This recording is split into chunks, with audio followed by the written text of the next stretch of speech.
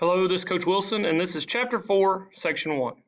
Today we're going to begin talking about the Bill of Rights, and this is a section that is quite long and does have quite a bit of notes to take, so we may end up breaking this up into two sections, but we'll see kind of how it goes, and then we'll just pick up the back end of the notes on a different day. All right, so starting off, okay, we're going to begin with the First Amendment, all right? And the First Amendment says that Congress shall make no law respecting an establishment of religion or prohibiting the free exercise thereof, or abridging the freedom of speech, freedom of press, the right of people to peacefully assemble and petition the government for a redress of grievances. Now, when we talk about the early formation of the United States, the Constitution was formed, and you had a lot of these people that we call anti-federalists who are anti-government, who are really afraid of the government becoming really powerful over the course of the next, however many years the country's in existence. And so as a result, they were very hesitant to pass the Constitution. So one of the things that they actually did was they wrote this Bill of Rights, or actually George Washington promised this Bill of Rights would be written whenever he became president. And so one of the first things that they wanted to ensure that they had in this Bill of Rights was these five things. All right, so we have freedom of speech, all right, the fact that you can criticize your government. Now, you can criticize your government, you can say pretty much what you want to a point, but there are limits, all right? Just like there's limits on the government, there's limits to what you can say in that freedom. For example, you can't get on an airplane and yell bomb, or you can't go into a school building and yell fire, because by doing those things, you potentially create a risk or danger to those around you, and that is breaking the law. Okay, so you are creating a dangerous situation, and that goes against our laws. Now, can I go out and say that, Coach Wilson's a terrible person, he's horrible, and da da da da? Sure, but there are certain limits to what you can say without getting into specific trouble, depending on where you're at. So, yes, there's freedom of speech, but to a point. Freedom of press, all right, that means that TV, radio, and internet, there is freedom for them to publish the news. All right. However, one of the things, once again, there's certain things that if you print could create panic and could be considered illegal. Just depends. On the most part, you can say to a point your opinion as long as it is not harmful to others.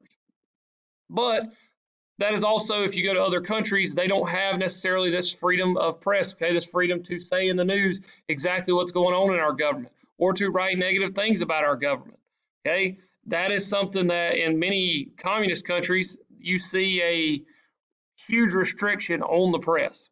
All right, freedom of religion, not going to spend a ton of time on that because obviously that means exactly what it says, freedom to practice your religion, once again, still within the confines of the law. Freedom to assemble, all right, so you can meet, have meetings, have clubs, have things like that. You are free to do that and no one can tell you that you cannot, okay, unless you are a terrorist group in that case. And then also to petition your government for a redress of grievances, all right, so that just means that you're able to go before your government and protest and advocate for your cause peacefully, okay. So once again, it says peacefully assemble. So you can assemble and talk about the problems of our country peacefully. You can petition your government, you can write letters, you can complain, you can protest, but you can't do what happened, obviously, with like the Capitol, the storming of the Capitol or whatever you would call it. All right.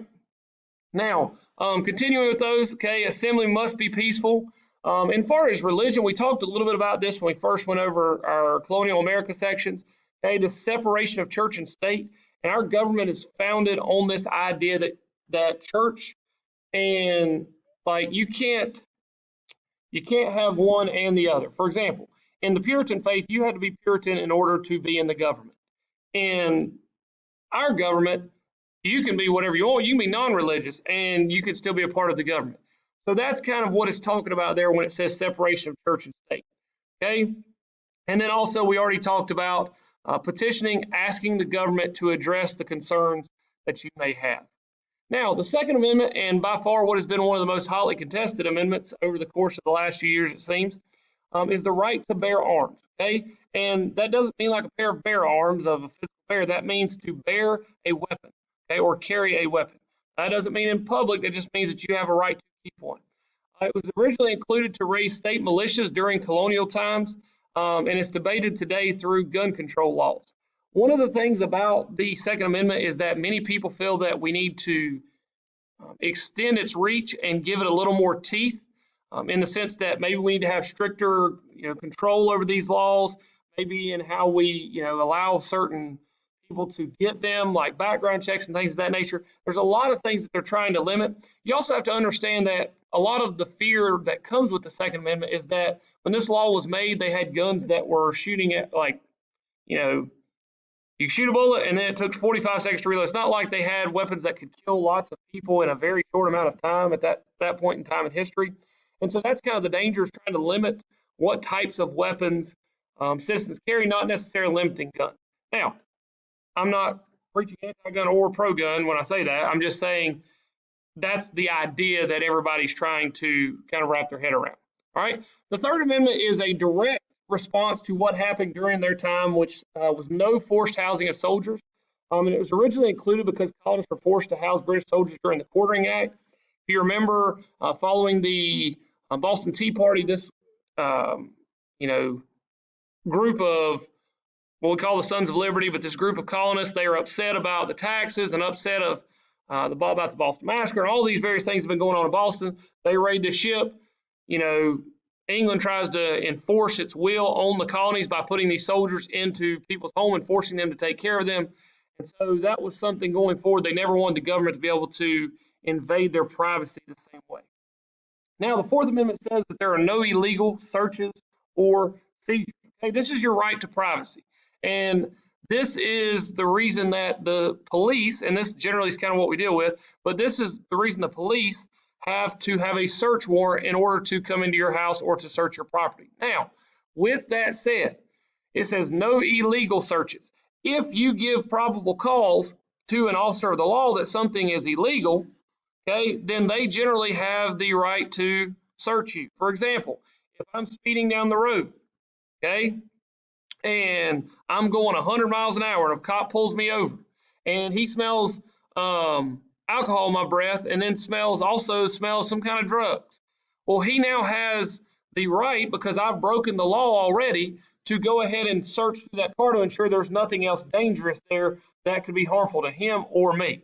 All right, so on the other side of that, the cops cannot, without reasonable cause, just come up and break down your door and say, hey, we're searching for, this or that, and, we're going to see what you've got in here. All right, so you have a right to your privacy, and they cannot just seize your property without probable cause or without a search warrant. Okay? Now, the Fifth Amendment. All right, this is the Due Process Amendment. Okay, and this is, if you look to the right, you will see all of the various things that this ensures. First of all, it guarantees you the right to have a lawyer, the right to a fair trial, the right to be released on reasonable bail before the trial is held. Okay, depending on how bad your crime is, how much bail has to be paid. Remember, someone pays the bail, and then as long as you show up, the bail money is returned. The right to be considered innocent until proven guilty in a court of law, the right to a jury trial, the right to not testify. You probably remember these because you've heard them said in what we call the Miranda rights. All right, these are your protections as a citizen when you're in being pulled over or you're being accused of a crime. It's in order to protect you from being tried without probable cause. All right, part of the Fifth Amendment is with that due process is also eminent domain. Okay, and that ensures that if the government wants to take your property, they have to pay you for it. They cannot just take your property without giving you just compensation for it. Then you also have what is called the grand jury. Okay, and the grand jury is typically made up of about 23 people, which are selected to examine the validity of an accusation before a trial. Okay, generally you're going to see a grand jury try to decide whether or not they need to proceed to a further trial. There's also no double jeopardy under the Fifth Amendment, which means that you cannot be tried for the same case twice. Okay, so if you're proven innocent of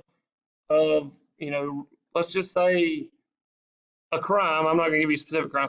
If you're proven guilty of a crime, they cannot charge you for that exact same crime. Now, that doesn't mean if you broke into a Quickie Mart you break into a different Quickie Mart, they can't try you for those crimes because you broke into the same type of store. But if you broke in on January 1st, they can't charge you for the January 1st crime again if you've already been proven guilty. You also have the right to remain silent because anything that you say, as the Miranda rights go, can and will be used against you in a court of law. All right, we're going to stop right there. And if you want to go ahead and write the Sixth Amendment to get ahead, you can.